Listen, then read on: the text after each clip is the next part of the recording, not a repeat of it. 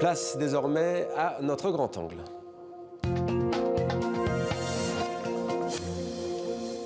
L'incontournable atlas de géopolitique, le dessous des cartes est de retour, tiré de l'émission culte du même nom. Il nous aide à comprendre le monde d'après la pandémie de Covid-19 en 28 destinations. Bonsoir Émilie Aubry.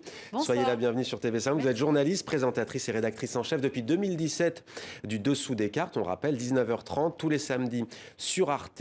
Vous avez piloté cet ouvrage avec le spécialiste des relations internationales Franck Tétart et aussi avec le cartographe Thomas Ansart, édition Arte et Talendier, projet collectif. Donc, et je précise aussi que vous avez chaque mercredi une vidéo sur l'actualité sur le réseau social YouTube. Hein, c'est bien ça. Enfin, sur nos supports numériques en général et sur YouTube en particulier, avec une chaîne du Dessous des cartes qui a près de 400 000 abonnés aujourd'hui. Voilà qui est dit. Alors, comment est-ce que vous avez conçu cette nouvelle édition de l'Atlas du Dessous des cartes, la première post-Covid, si l'on peut dire? Oui, en effet. D'ailleurs, on n'a pas eu beaucoup de chance parce qu'au départ, on avait fini d'écrire ce livre juste avant le Covid. Donc, on a tout rangé dans un tiroir et on a tout ressorti une fois que les choses devenaient un petit peu plus clair. En fait, de toute façon, depuis le début, on voulait proposer en effet un tour du monde en 28 destinations parce que la formule du Dessous des cartes, c'est aussi de vous emmener à la géopolitique par le voyage. Donc, on a choisi ces destinations pour que, en gros, il y en ait 4 par grands espaces du monde, Asie, Amérique, Afrique, Europe, et que chacune de ces destinations nous raconte quelque chose des grandes problématiques du monde qui vient. Donc, on les a choisies de cette manière. Ça commence toujours par une photographie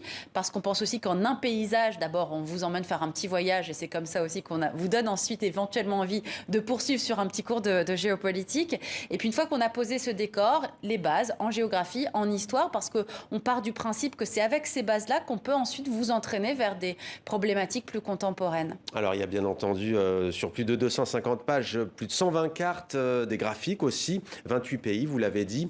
Il y a aussi d'ailleurs un rappel qui fait du bien, j'allais dire, sur les pandémies passées en fait. Oui, en fait avant ces 28 destinations, il y a une espèce de prologue qui était pour nous l'occasion en effet d'essayer de serrer les grandes évolutions post-Covid. Nous, on ne part pas du principe qu'on est passé du monde d'avant au monde d'après, cette espèce un peu de tarte à la crème journalistique, mais on part du principe que le Covid a exacerbé ou accéléré quelques grandes tendances qui étaient déjà présentes dans le monde d'avant. Alors en effet, on commence ce prologue, cette analyse post-Covid par un petit rappel historique de ce qu'ont été les grandes épidémies dans l'histoire, une manière aussi de relativiser, de ne pas avoir forcément le sentiment que nous vivons dans une époque maudite ou que nous sommes une génération maudite. C'est aussi l'occasion de rappeler qu'on vit une période extraordinaire d'un point de vue scientifique, puisqu'en quelques mois, on a réussi à mettre au point ce vaccin.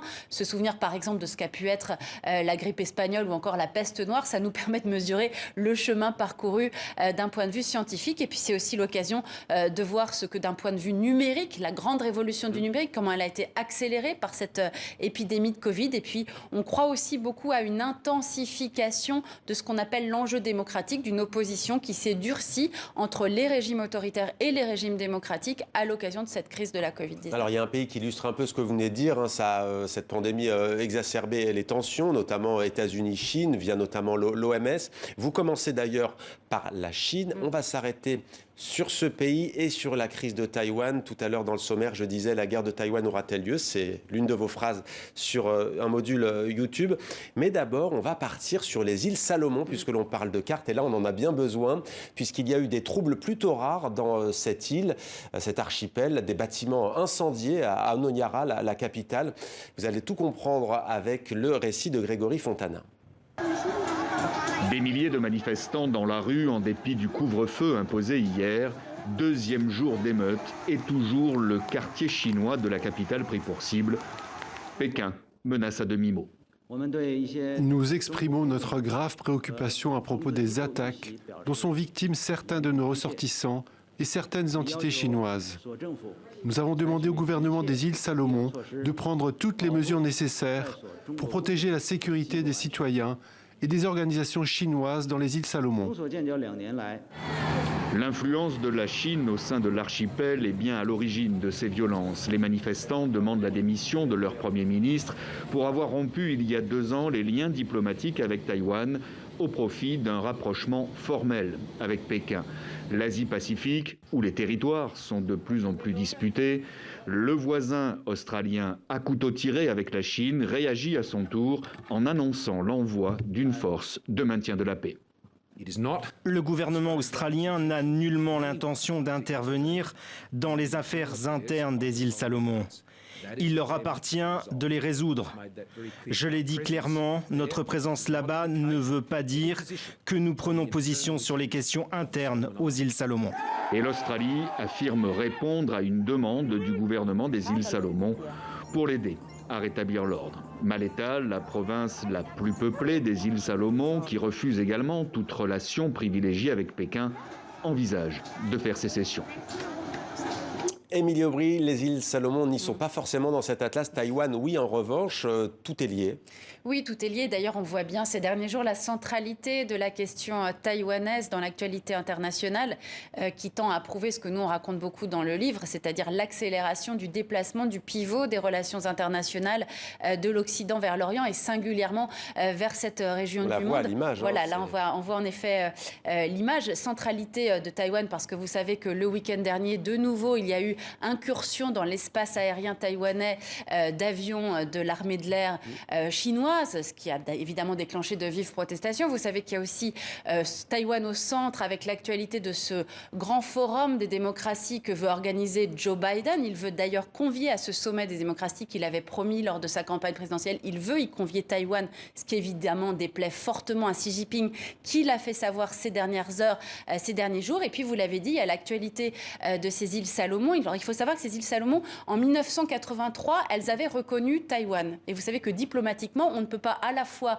reconnaître Taïwan et reconnaître Pékin. Et puis, il y a eu ce revirement des îles Salomon en 2019 qui finalement ont décidé de reconnaître Pékin. Et il y a une partie de la population de ces îles Salomon qui aujourd'hui dit non, nous voulons continuer d'être au fond sur cette ligne de soutien à Taïwan. Alors, c'est très intéressant parce que c'est vrai que ce continent océanien, on le connaît très très peu. Ça représente seulement 0,5% de la démographie mondiale. Et en effet, cette Océanie, elle redevient absolument centrale. C'était très bien dit dans votre reportage, convoitée par la Chine. D'ailleurs, ça serait intéressant de regarder, là on n'a pas la carte sous les yeux, mais il y a une espèce de continuum dans la stratégie chinoise qui veut récupérer Taïwan, ça on le sait, qui veut aussi avoir cette influence sur les îles Salomon, dont on sait aussi qu'elle a noué des liens très étroits avec le Vanuatu ou encore avec les îles Fidji. Donc on voit bien la très grande cohérence de la Chine de Xi Jinping, qui plus que jamais veut devenir une grande puissance maritime. Elle s'intéresse aussi bien sûr aux ressources en minerais de cette région du monde. Voilà, et il y a aussi bien entendu dans cet atlas une destination qui nous emmène à Tombouctou, ville sainte du Mali, qui a été emblématique du début de l'insurrection djihadiste au Mali, puis ensuite il y a eu l'intervention française. Pourquoi vous nous emmenez dans cette destination ? On a voulu vous emmener à Tombouctou. Alors Tombouctou est donc la photo qui ouvre le chapitre sur le Mali. D'abord pour rappeler la richesse culturelle de Tombouctou, pour rappeler que c'est en effet ce nord du Mali qui s'est toujours vécu historiquement dissocié du reste du pays. Et puis parce qu'on sait bien que c'est par là qu'est arrivée au début des années 2010, de la décennie 2010, cette poussée djihadiste qui a un moment menacé réellement la capitale malienne, ce qui avait amené les autorités maliennes à demander l'aide de la France, qui a ensuite déclenché toutes les interventions françaises que l'on connaît, avec bien sûr l'intervention Barkhane. Et parler du Mali aujourd'hui, c'est très intéressant, puisque ça nous amène en effet à poser la question de l'avenir de ces interventions à la fois occidentales et françaises en particulier dans cette région du monde. C'est en plein dans l'actualité, vous en parlez très régulièrement sur TV5 Monde. On fait souvent d'ailleurs peut-être à tort le parallélisme entre ce qui est en train aujourd'hui d'être le désengagement américain, notamment en Afghanistan, et on le dit aussi à la fin de l'année en Irak. En France, vous savez qu'on ne parle pas de désengagement, on parle de repositionnement ou de reconfiguration